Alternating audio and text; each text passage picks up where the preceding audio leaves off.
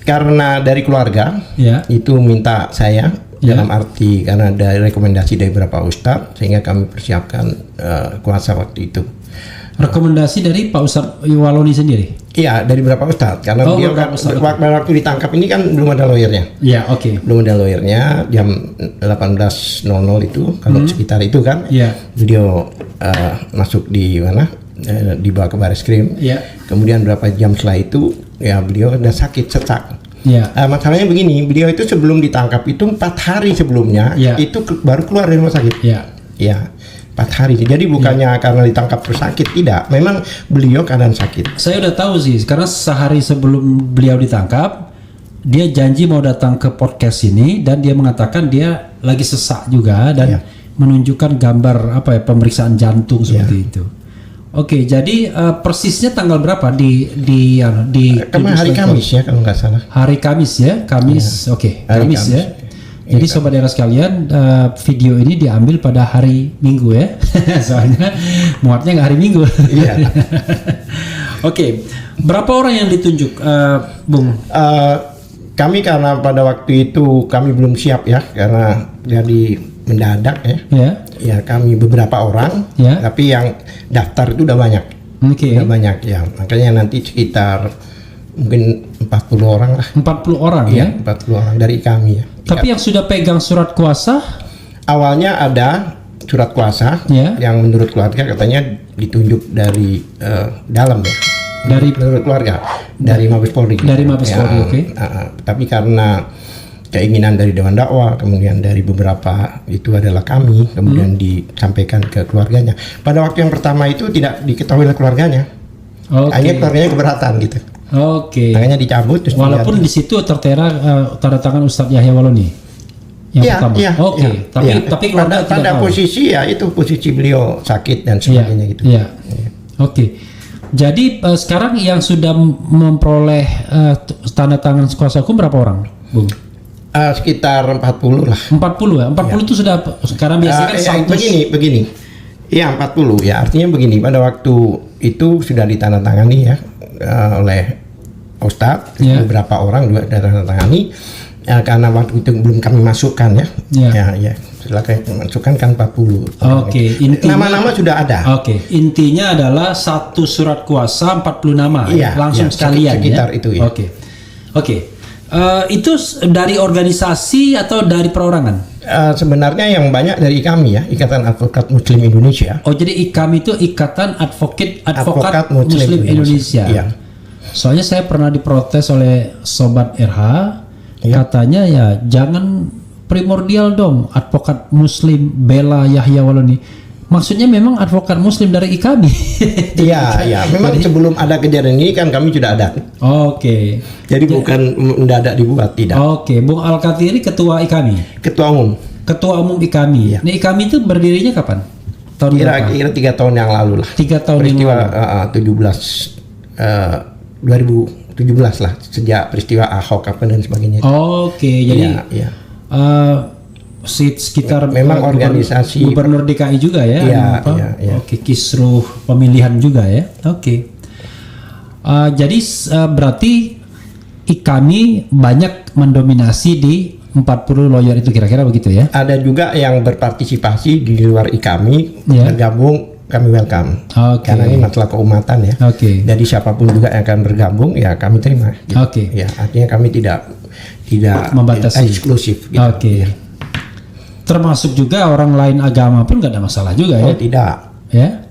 tidak. Di Oh, nggak kami boleh ya? namanya Ikatan Advokat Muslim. Enggak, Ya. maksudnya untuk menjadi kuasa hukum kan nggak ada masalah. Oh, tidak ada masalah. Nggak ada masalah, Tapi kan sudah di dalam kuasa itu judulnya kan dibela oleh advokat IKAMI. Oke, iya. Ya, Ikatan Advokat Muslim Indonesia ya. Oke, Bung, kalau boleh tahu ini buat pemirsa ya, buat sobat era sekalian, kasus yang dikenakan itu apa saja dan undang-undang apa aja yang resminya, dan apakah itu baru pernyataan sepihak atau memang sudah ditersangkakan dengan pasal atau ayat itu? Iya, ya. karena ditangkap ya pasti tersangka ya. Iya. Ya, nggak mungkin orang ditangkap belum tersangka ya. Oke. Ya. Sebenarnya pasal yang dikenakan itu ya pasal yang sering digunakan ya, khususnya masalah pelanggaran IT ya. Iya. Ya, khususnya pasal 28 ayat 2 itu. Oke. Ya, yang dijuntukan ke Undang-Undang nomor 19 tahun 2016. Oke. Yaitu pasal 45A itu. Ya, dijuntukan ke sana. Nah, saya mau 45 bacakan ayat. dulu ya kepada 45 ayat 2 ya. Hah? Pasal 45 ayat 2. Iya, jadi pasal 28 ayat 2 Dan Undang-Undang ITE ya. Ya, termasuk penistaan 156A Ya, huruf oke. A. Nanti Itu. saya Maksud bacakan dulu begitu. yang pertama Ya. dulu ya. Jadi Undang-Undang ITE ya. Undang-Undang ITE ini kan ada perubahannya sekali ya. Jadi Undang-Undang nomor berapa, Bung? 28. Oh, undang-undangnya. Iya, Nomor 11 tahun 2008. Undang-Undang nomor 11 tahun 2008 dan kemudian perubahannya. Nomor 19 tahun 2016. Oke, jadi saya selalu lupa 11 2008, Iya. 19 2016. Iya. Nah, oke, ini pasal 28 ayat 2 Undang-Undang ITE ya. Jadi kita anggap Undang-Undang ITE itu dua undang-undang itu gabung jadi satu ya, anggap saja begitu. Setiap orang dilarang dengan sengaja dan tanpa hak menyebarkan informasi yang ditujukan untuk menimbulkan rasa kebencian atau permusuhan individu dan atau kelompok masyarakat tertentu berdasarkan atas suku, agama, ras dan antar golongan. Ya. Dan ini adalah pasal yang sering digunakan. Iya, iya. Termasuk kepada Gus Nur kemarin.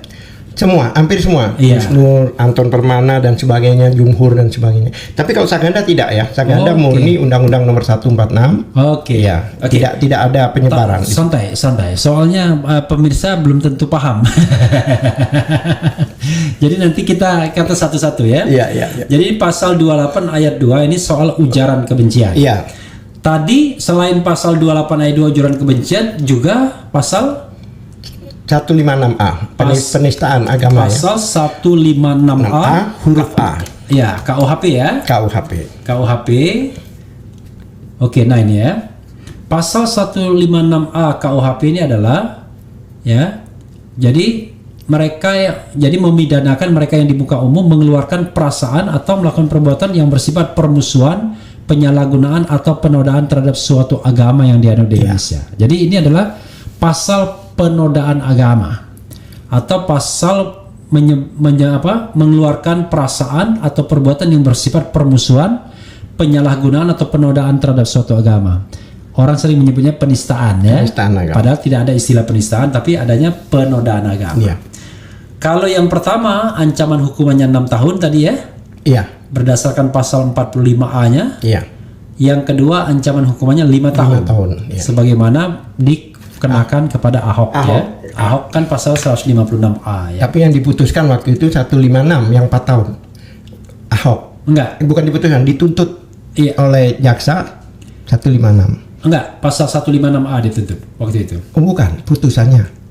Tuntutannya 156 dari jaksa. Oh, dari jaksa Iya, 156 iya. tapi putusannya 156A. Iya, Oke, itu walaupun cuma- sehubungan dengan karir politik itu Iya, masalahnya. iya, iya. Gitu. Karena yang satu 4 tahun Makanya kemarin. itu ya bisa dikatakan ultra petita itu. Hakim mengambil petita ganda. Oke. Jadi yang diambil dari dakwaan bukan dari tuntutan itu oleh hakim. Oke, karena waktu itu ributnya antara pasal 156 dan 156A. Iya. Karena pasal 156 cuma 4 tahun Iya. maksimal.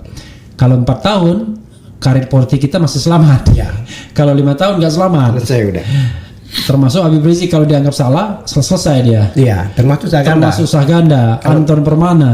Saganda kalau kena 14 ayat 1 Iya. yang ancaman hukumannya 10 tahun. Iya, selesai dia. Ya. Makanya dikenakan pasal 15 yang ancaman hukumannya 2 tahun maksimal. Oh, dia masih selamat karir politiknya. Iya, iya. Ya, karena Mungkin itu jalan tengah yang diambil kali ya. ancaman hukumnya cuma 2 tahun Iya, ya. iya. Oke. Kalau pasal 14 ayat 1 10 tahun. 10 tahun seperti Habib Rizik tamat karir politik. Iya, tapi tuntutannya sama dengan Habib. Sama HRS sama-sama 6 tahun. Ya, tapi 6 tahun, yang Habib terbukti yang diputus 4 tahun, ya, tapi diputuskannya dia pasal 15. 4 tahun, ya Saganda Ya, 10 bulan. oke. Jadi saudara sekalian harus pelan-pelan soal bicara pasal ini. Intinya adalah Habib Rizik dan Syahganda itu Sama. dituntut dengan pasal yang sama, tapi putusannya berbeda. Ya. Habib Rizik tetap stay di pasal 14 ayat 1 dengan Ya. ancaman hukuman 10 tahun dan jadinya 4 tahun. Syahganda meleset dia. Ya. Jadi ancamannya tuntutannya 14 Tuntutannya 6 tahun. maksudnya tuntutannya 14 ayat 1 Ya. yang diputuskan 15. Ya. Oke, gitu ya. Dan cuma 10 bulan. 10 bulan. 10 bulan. Oke, kalau boleh disinggung soal Ustadz Yahya Waloni ini, apa observasi dan evaluasi sementara dari Bung Al-Ghatiri melihat kasus ini? Ada 2 kasus, ujaran kebencian dan penodaan agama. Ya. Oke, silakan. Pasal 28 Ya. ayat 2 itu adalah penyebarannya. Oke. Siapa yang menyebarkan, Ya. maka dikenakan ya. Dan Ustadz tidak menyebarkan. Oke, bisa dipastikan ya? Iya dong, dia yang di film, Oke. ya kan? Dia tidak Enggak, menyebar. maksudnya dia nggak punya YouTube sendiri, Tidak. Oke.